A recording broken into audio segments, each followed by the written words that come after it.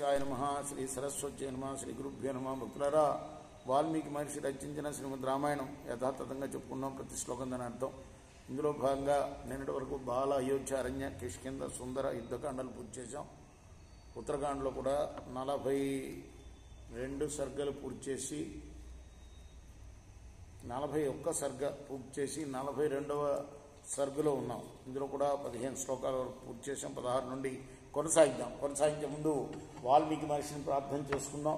కూజంతన్ రామ రామేతి మధురం మధురాక్షరం ఆరుహ్య కవితా శాఖాం వందే వాల్మీకి కోకిలం అంజనానందనం వీరం జానకీ శోకనాశనం కపీ సమక్షంతారాం వందే లంకా భయంకరం. సదా నింబవృక్షస్య మూలాధివాసాత్ సుధాశ్రావిణం తిక్తమప్యప్రియంతం తరుం కల్పవృక్షాదికం సాధయంతం నమామీశ్వరం సద్గురుం సాయినాథం సమర్థద్గురు సాయినాథ్ మహారాజ్ కి జై. బహ్వాసన గృహోపేతం లతాసన సమావృతాం అశోకవనికాం స్ఫీతాం ప్రవిశ్య రఘునందనః ఆసనేతు శుభాకారే పుష్ప ప్రకర భూషిత కుధాస్తరణం స్థీర్ణే రామః సన్ నిషసాదః.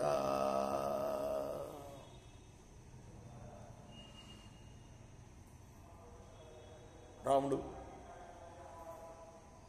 ఆ అశోకవనంలో, ఏ అశోకవనం ఇది? నిన్నంతా 15 శ్లోకాల్లో వర్ణించాడు. దాదాపు చెప్పుకున్నాం.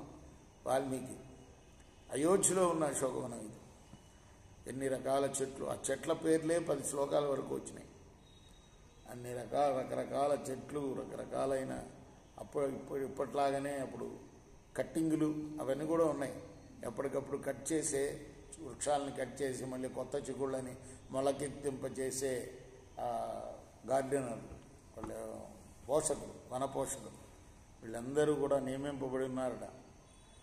రఘువంశీయులకి ఆనందం చేసే రాముడు అనేక విధాలైన ఆసనాలున్న గృహాలని, అక్కడక్కడ లతాగృహాలు ఉన్న విశాలమైన ఆ అశోకవనంలో ప్రవేశించి తివాచీ పరిచిన పుష్ప సముదాయం చేత అలంకృతమైన అందమైన ఆకారం గల ఆసనాలపై కూర్చున్నారు. ఇప్పుడు పెద్ద పెద్ద వాళ్ళు వచ్చేటప్పుడు మనం చూస్తున్నాం కదా, తివాచీలపై ఇవన్నీ అప్పుడు కూడా ఉన్నాయన్నమాట, రామాయణ కాలంలో కూడా.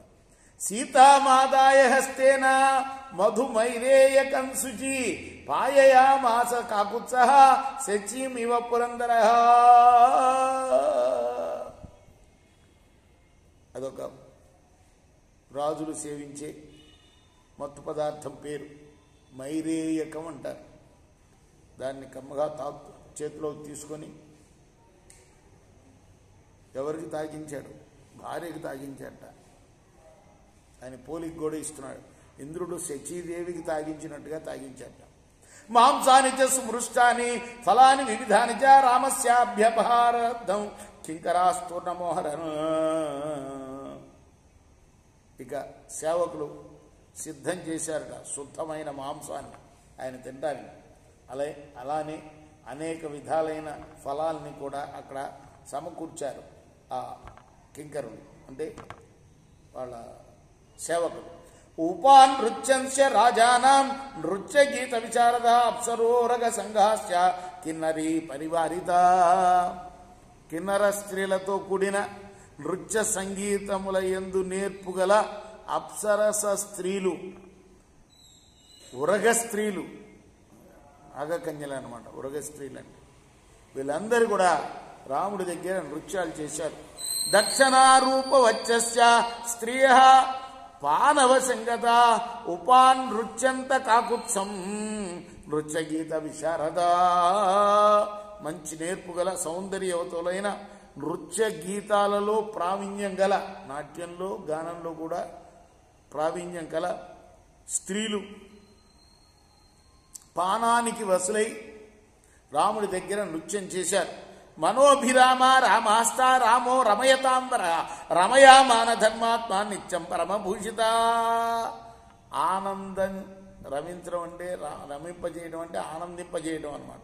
ఆనందింపచేసే వాళ్లలో శ్రేష్ఠుడు ధర్మాత్ముడు అయిన రాముడు యొక్క మనస్సును ఆకర్షిస్తూ బాగా అలంకరించుకున్న స్త్రీలు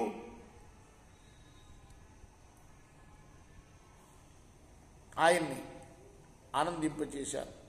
సతయా సీతయా సార్థం ఆసీనో విరరాజ అరుంధస్య అరుంధత్యైవాసీనో వశిష్ఠ ఇవ తేజస.